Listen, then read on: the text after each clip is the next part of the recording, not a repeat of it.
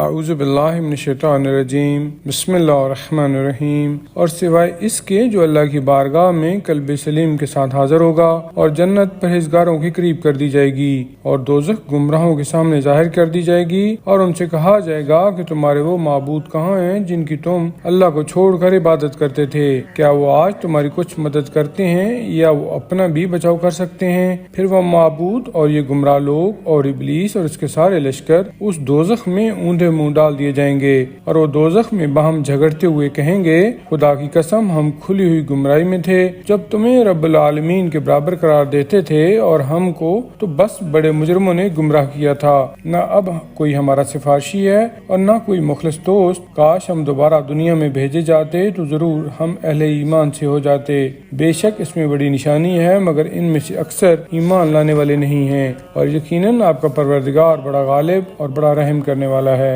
نوح کی قوم نے پیغمبروں کو جھٹلایا، جبکہ ان کے بھائی نوح نے ان سے کہا، کیا تم ڈرتے نہیں ہو؟ بے شک میں تمہارے لیے امانت دار رسول ہوں، سو تم اللہ سے ڈرو اور میری اطاعت کرو، اور میں تم سے اس تبلیغ پر کوئی اجرت نہیں مانگتا، میری اجرت تو رب العالمین کے ذمہ ہے، پس تم اللہ سے ڈرو اور میری اطاعت کرو۔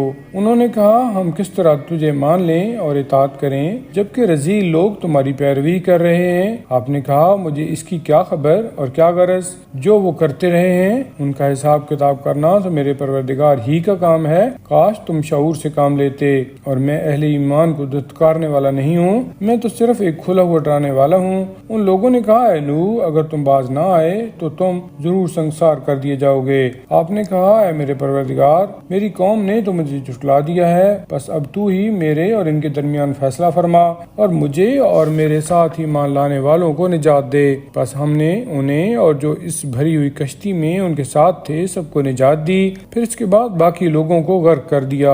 بے شک اس میں ایک بڑی نشانی ہے، مگر ان میں سے اکثر لوگ ایمان نہیں لانے والے، اور آپ کا پروردگار بڑا غالب ہے، بڑا رحم کرنے والا ہے۔ اسی طرح قوم عاد نے بھی رسولوں کو جھٹلایا، جبکہ ان کے بھائی ہود نے ان سے کہا، کیا تم ڈرتے نہیں ہو؟ بے شک میں تمہارے لیے امانت دار رسول ہوں، سو تم اللہ سے ڈرو اور میری اطاعت کرو، اور میں تم سے اس تبلیغ پر کوئی اجرت نہیں مانگتا، میری اجرت تو رب العالمین کے ذمہ ہے۔ کیا تم ہر بلندی پر بے فائدہ ایک یادگار تعمیر کرتے ہو، اور تم بڑے بڑے محل تعمیر کرتے ہو شاید کہ تم ہمیشہ زندہ رہو گے، اور جب تم کسی پر حملہ کرتے ہو تو جبار و سرکش بن کر حملہ کرتے ہو، بس تم اللہ سے ڈرو اور میری اطاعت کرو، اور اس ذات سے ڈرو جس نے ان چیزوں سے تمہاری مدد کی ہے جنہیں تم جانتے ہو، یعنی اس نے مویشیوں اور اولاد سے تمہاری مدد فرمائی، اور باغات اور چشموں سے۔ میں تمہارے متعلق ایک بڑے سخت دن کے عذاب سے ڈرتا ہوں۔ ان لوگوں نے کہا کہ تم نصیحت کرو یا نہ کرو ہمارے لیے برابر ہے، یہ ڈراوا تو بس اگلے لوگوں کی عادت ہے، اور ہم کبھی عذاب میں مبتلا ہونے والے نہیں ہیں۔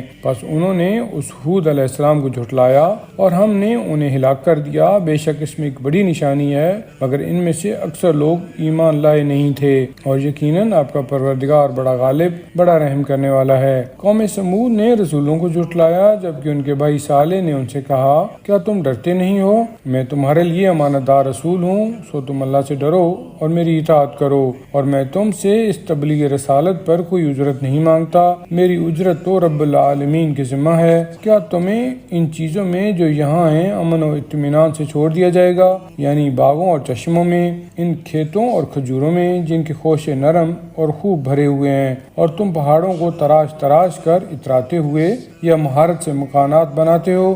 بس اللہ سے ڈرو اور میری اطاعت کرو۔